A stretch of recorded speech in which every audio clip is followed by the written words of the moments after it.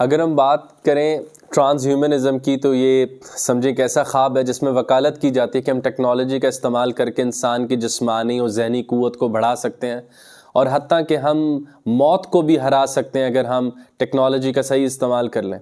सुनने में तो ये बात बिल्कुल एक साइंस फिक्शन लगती है, लेकिन अब ये बिल्कुल दुरुस्त साबित होती जा रही है। मेरा टेलीफोन आप समझे मेरा हिस्सा ही बन चुका है। तकरीबन हर आदमी के हाथ में इसको थामे हुए होता है और मेरी तकरीबन एक वर्चुअल ज़ात इसके अंदर मौजूद है और हम नामुकम्मल महसूस करते हैं अगर टेक्नोलॉजी का एक बुनियादी हिस्सा मेरे साथ मौजूद ना हो। और जब मेरे हाथ में टेलीफोन होता है, सेल फ़ोन होता है, तो मेरी जो जहन की इस्तात है वो बहुत ज़्यादा बढ़ जाती है। मैं कैलकुलेशंस कर सकता हूँ, मैं बड़े बड़े इंसाइक्लोपीडिया को एक्सेस कर सकता हूँ, मैं इंटरनेट के तमाम इल्म को अपने अंगूठों के नीचे ला सकता हूँ।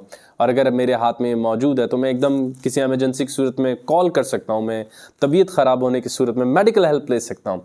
यानी कि टेक्नोलॉजी मेरी जहनी इस्तात को मैनीफोल्ड तब्दील कर सकती है। हमने आखिरी वीडियो में बात की एक्सटर्नल माइंड थीसिस की कि जो जहन है वो स्कल के बाहर भी ऑपरेट कर सकता है और उसकी रसाई मादी दुनिया तक हो सकती है। लेकिन ट्रांसह्यूमनिज़म कहता है कि हम वो मादी दुनिया आपके जहन तक ले आते हैं।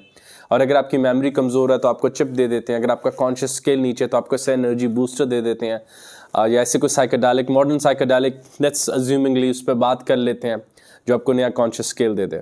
और अगर आपको मौत का खौफ है तो हम आपको उससे भी हरा सकते हैं, हम मौत को भी हरा सकते हैं, हम मौत को भी शिकस्त दे सकते हैं।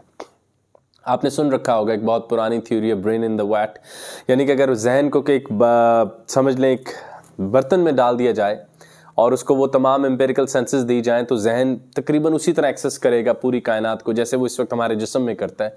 तो शायद जहन यहीं से सिर्फ हमारे जिस्म से कॉर्ड अप हुआ है और अगर हमने उसको यहीं पे ही कुछ एक्सटर्नल इंटरेस्टिंग इंफॉर्मेशन या इंटरेस्टिंग टेक्नोलॉजी दे दें तो उसका कॉन्शियस स्केल या उसकी इस्तात बड़े पैमाने पर बढ़ सकती है। अगर आप देखें तो पिछले कई बरसों में जो तस्वुर सुपरमैन है वो एक कोई उड़ने वाला कामयाब और एक ताकतवर जर्री हरकुलियन आदमी नहीं है, मगर वो एक टेक्नोलॉजिस्ट है। अब आप जितनी भी मूवीज़ देखें, खास में विलन हो या उसमें सुपर हीरोज़ हों, वो टेक्नोलॉजी सेंट्रिक है। आयरन मैन उसकी एक मिसाल है कि उसके पास एक ऐसा सूट है जिससे वो उड़ सकता है, जिससे वो इंटरनेट को एक्सेस कर सकता है, उसकी मालूमात बढ़ जाती हैं। और वैसे भी इस दौर में कोई भी बड़े से बड़े आलिम के आगे कोई ऐसा आदमी जिसको इंटरनेट की एक्सेस मौजूद और लेट्स से उसका इंटरनेट उसके जहन के साथ जोड़ दिया गया तो बहुत अच्छे तरीके से उनसे बात कर सकता है। लेकिन हमें यहाँ पर इस सवाल के ऊपर भी अब उंगली उठा लेनी चाहिए कि क्या इंसानों का एवोल्यूशन का वक्त पूरा हो चुका है? क्या टेक्नोलॉजी आ चुकी है और वो कह रही है कि रास्ते से हटो? जैसे इंसान इमर्ज किए बाकी लिविंग स्पीशीज से, फॉर एग्जांपल अगर डार्विन की थ्योरीज दुरुस्त हैं तो क्या इंसान ही अपनी हुई बनाई हुई एक मखलूक के साथ क्लब अप करके इमर्ज कर जाएगा और एक नई स्पीशी जन्म लेने वाली है? और एक और बहुत आम सवाल है कि इंसान की शनाख्त क्या ख़त्म तो ना हो जाएगी जब वो अपने अंदर बहुत ज़्यादा टेक्नोलॉजी के टूल लगवा लेगा, एक नई चिप लगवा लेगा, आंख दूर देखने के लिए नया लेंस लगवा लेगा, बेहतर सेंस करने के लिए एक नया ग्लव हाथ में पहन लेगा? तो कितनी तब्दीलियों के बाद माजी का क्लासिकल इंसान बचा रहेगा और कितनी तब्दीलियों के बाद एक नई स्पीशी जन्म ले लेगी? जैसे आपने कई मूवीज़ देखी होंगी जिनमें पुलिस वाले जो हैं वो रोबोट्स इस्तेमाल होते हैं, वो आधे इंसान होते हैं और आधे रोबोट होते हैं। तो हम कितनी तब्दीलियों के बाद, बल्कि यहीं पे शिप ऑफ थीसिस वाली बात भी याद आ गई, यानी कि इंसान के अंदर कितनी चिप्स लगाएं तो हम ये कह सकते हैं कि ये माजी का इंसान ही है, और कितनी चिप्स लगाने के बाद हम कहेंगे कि ये माजी का इंसान नहीं है, इट्स अ न्यू स्पीशी, ये कोई नई ज़ात ने जन्म ले लिया, ये आम इंसान नहीं है, या ये क्लासिकल शेक्सपियरियन या ये क्लासिकल गोयटे का इंसान नहीं है, ये कोई नया आदमी है। एक बहुत ही आम सवाल है। दूसरी जो बहुत अहम बात है, क्योंकि हम बार बार इंसान को टेक्नोलॉजी की मदद से उससे बाहर मुकम्मल किए जा रहे हैं, तो ऐसे है कि हम मौत को भी शिकस्त दे सकते हैं और हम कॉन्टीन्यूसली आउट ऑफ बॉडी रह सकते हैं और हम अपने जहन को एक ऐसा नया जिस्म दे सकते हैं जिसको मौत ना आए, क्योंकि हम मजहबी तौर पे, सूफियाना तौर पे, स्पिरिचुअल तौर पे भी ये बात मानते हैं कि जहन को मौत नहीं होगी, या कॉन्शियसनेस को माजरत चाहता हूँ, मौत नहीं होगी, हमारे शऊर को मौत नहीं होगी। मौत तो जिस्म की होती है। तो अगर हम जिस्म को परफेक्ट कर लेंगे तो हम मौत को शिकस्त दे सकते हैं, बशर्ते कि हम जहन को उतनी देर कहीं और ज़िंदा रख लें, या हम वही ब्रेन इन द वैट जहन को निकाल के किसी ऐसे बर्तन में रख दें जहाँ पर उसे एम्पेरिकल डेटा आता रहे और वो महजूज होता रहे। बल्कि आप लोग कभी वक्त निकाल के, मैं ख़ुसूसन उस पर अलहदा वीडियो बनाऊँ कभी, रॉबर्ट नॉजिक का थॉट एक्सपेरिमेंट ज़रूर पढ़िए कि जहन को अगर ख्वाबों में भी ज़िंदा रखा जा सकता है और मुकम्मल तस्कीन ऐसे दी जा सकती है जैसे वो एक हकीकी ज़िंदगी जी रहा है। खैर, ट्रांस ह्यूमनिज़म ने इस तरफ सफ़र शुरू कर दिया, दिल में डलने वाले स्टंट से लेकर, और अगर हम माजी में जाएं तो सबसे पुराना ट्रांस ह्यूमनिस्ट एफर्ट ग्लासेस है, जिसको आप लगाते हैं और आपकी नज़र बेहतर हो जाती है। शायद वो थोड़ी पैसिव है, बात नहीं करती, अपनी शेप नहीं बदलती, तो हम कहते हैं कि भाई ये टेक्नोलॉजी नहीं, हालांकि वो भी एक टेक की किस्म है।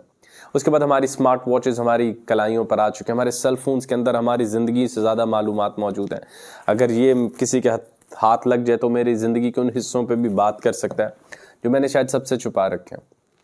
और ऐसे मेरा वर्चुअल सेल्फ भी इसके अंदर मौजूद है, और वो तमाम इंटरनेट की दुनिया जो मुझे पसंद है वो भी इस पर मौजूद है। और मेरी अक्ल कई अरस्तुओं की अक्ल से ज़्यादा ताकतवर हो जाती है जब तक मैंने टेलीफोन हाथ में थामा होता है। और अगर यही टेलीफोन मुझे यहाँ जोड़ दिया जाए, यानी कि मैं डायरेक्ट इंटरनेट को एक्सेस करूँ, तो सोचिए कि मैं अकली तौर पे कहाँ जा सकता हूँ। और ऐसे ही अगर मेरी टांगों की थकावट को दूर करने के लिए कोई बायोनिक लेग्स लग जाएं, मुझे कोई ऐसा फौलादी जिस्म मिल जाए जो आयरन मैन के पास है, तो soon I can actually be the Superman.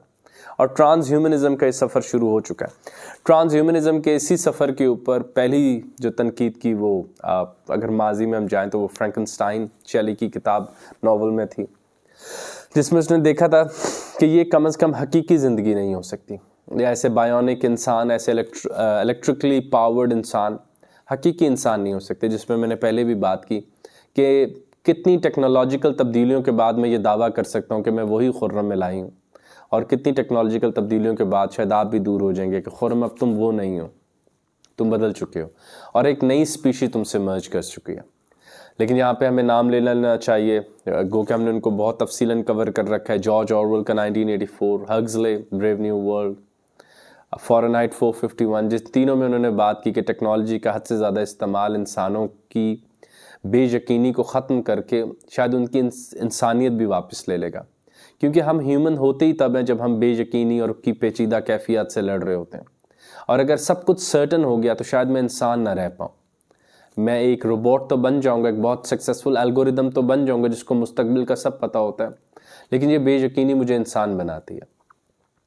आज हम इस बात के ऊपर भी थोड़ी सी बात कर सकते हैं कि यहाँ पर अहमद जावेद साहब याद आते हैं जो फरमा रहे थे कि अब इंसानों ने डीह्यूमनाइजेशन का सफ़र शुरू कर लिया।